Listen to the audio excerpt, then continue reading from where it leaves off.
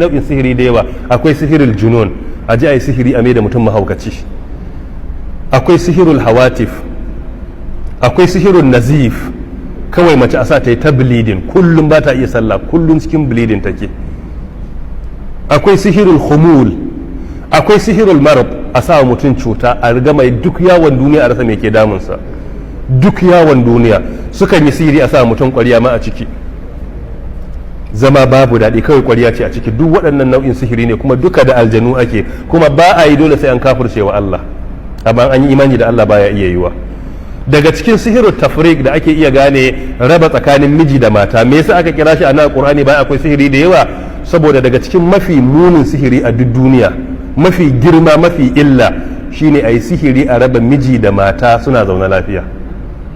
Shi yasa ga hadisi a Bukhari da Muslim, hadisi ne mashhuri mun sani cewa inna shaytan yad'a arshahu alal ma fa yab'ath sarayahu, shaytan zai zo ya zauna akan ruwa sai ya tura rundunonin yakin sa, kowa ya je ku je ku batar da mutane. Wani sai ya zo ya ce ai na sa wani yayi zina, sai ya ce ba laifi amma aikin ka ba babba bane. Wani sai ya zo ya ce na sa wani yayi sata, to aikin dai ba babba bane. Sai wani ya zo sai ya ce ai da naje ban rabu da wani ba, san da na raba shi tsakaninsa da iyalinsa, na sa gaba babu zaman lafiya ko na raba auren. Sai shaidan ya ce ku matso da shi, fa yuqarribuhu ilai, sai shaidan ya ce kai ai kai ne babba, matso kusa, sai ya bashi wajen zama, sai ya ce ni'ima anta, kai ma dalla da kai. Duk masu aikin nan babu wanda ya aiki irin naka, saboda dole sai an zauna lafiya a cikin aure ake haihuwa. Yanzu duk nan ai albarkan aure ne da haihuwa ko? Akwai wanda ba albarkan aure aka same shi ba? To duk annabawan da Allah ya turo mana, in ka cire annabi Adam da annabi Isa, wane ne ba albarkan haihuwa aka same shi ba? Duk wani mutumin da kake ga alherin sa zaka daga ka ce muna alfahari da wani a duniya, aure aka haife shi. Shi yasa a ciki akwai alheri da yawa a aure, to shedan baya so. Shi yasa a duk sihiri daga cikin mafi muni shine sihirin da ake raba miji da mata, ko a raba auren ko kuma su waye gari ba sa kauna, ba sa jin daɗin juna kwata-kwata, kuma ana wannan sihirin. Daga cikin alamar da ake gane sihiri kamar yadda Dr. Wahid Abdulsalam Bali hafizahullahu ya faɗa, shine za ka ga na farko babu wani dalili mai karfi, sai ka ga kauna ta koma kiyayya kuma mai muni. Shi ya san kowa sadan suna son junansu, amma yanzu babu wani dalili mai karfi. In ka zauna da shi babu hujjan kiyayya, in ka zauna da ita babu hujjan kiyayya, amma babu kuma kaunar yanzu. Alama na biyu da ake iya samu shine zama idan suna mu'amala haka ta aure tsakaninsu da juna ta shari'a, babu wanda ke jin daɗin ɗan uwansa. Alama na uku shine ɗan ƙaramin abu sai zama dalilin fitina a gida. Haka kawai ya yi alwala ajiye takalmansa a bakin falo yana sallah ta taka takalmin, akan wannan aka yi ta bala'i, akan taka silifas ɗinsa. Ko kuma ta dafa masa wani ɗan abinci, ya ce ta je ta yi kunu, sai ta ɗan yi kunun shiga ya ɗan yawa a ciki. Yau wata uku ba sa magana, me saboda ai ta sa sugan da bance da saka ba cikin kunu. Shine abin da bai ta karya ba sai ya wanzar da gaba tsakani. Duk yana daga cikin alamar sihiru tafriq, raba miji da mata a aure. Na daga cikin alama idan ya fita sai ta ji gidan yana daɗi, yana dawa sai ta ji ba ta jin daɗi. Shi idan ya fita hankalinsa ya kwanta, yana dawowa gidan sai ji gidan babu daɗi. Kawai gari gidanka baya maka daɗi, yana daga cikin alamar sihirin raba aure.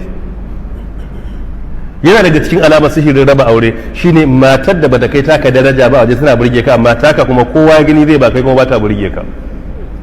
Yana daga cikin alamarsa shine kowa zai yaba mijinki amma ke ba ta ga kansa, ko kuma kowa zai yaba matarka amma kai ba ka ga kyanta. Duk waɗannan malaman sunna suka ce daga cikin alamar sihirin raba miji da mata. Wani lokaci a raba auren, wani lokaci kuma a raba soyayyar da ke tsakaninsu, shine sihirut tafriq. Sheikh Wahid Abdulsalam Bali hafizahullah a Misra yace ya taba zuwa Saudiya wani lokaci, aka kawo wata mace da aka mata sihirin. Da ya zo shaida ganawa da ita sai fahimci akwai sihiri, sai fara karanta mata Qur'ani. A wurin sai zama aljanun sihirin sun taso, saboda da aljanu ake. Aljanin na tashi malam yace sai na tambaye shi me sunanka, sai yace Shiqwan, sunansa Shiqwan. Me ya ka da ita? yace sihiri aka yi.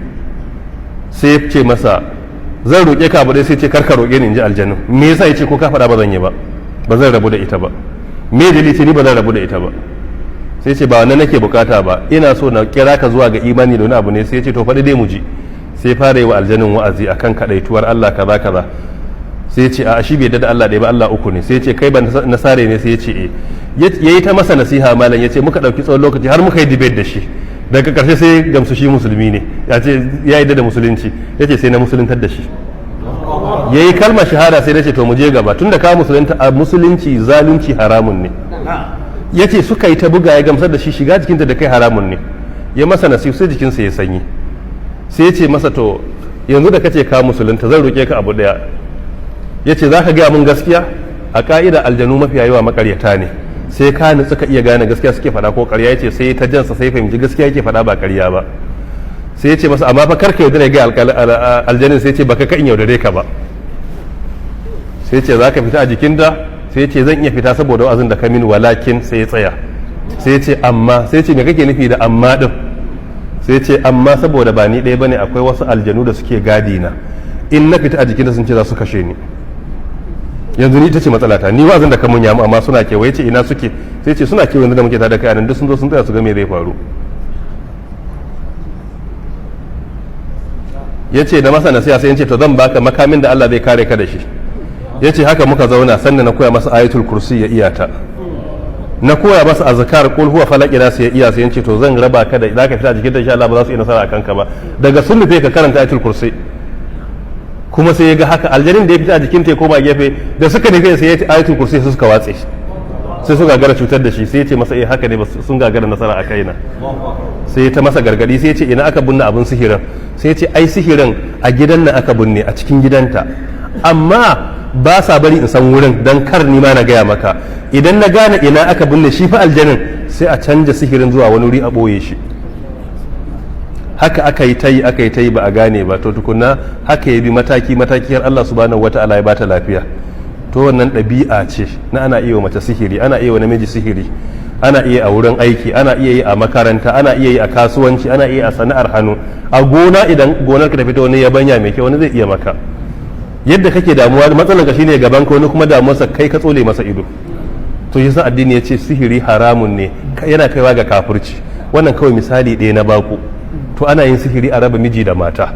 To shi yasa ka'ida da gaske ana iya ruqya ash-shar'iyya, a yi kokarin cire aljani a jikin mutum.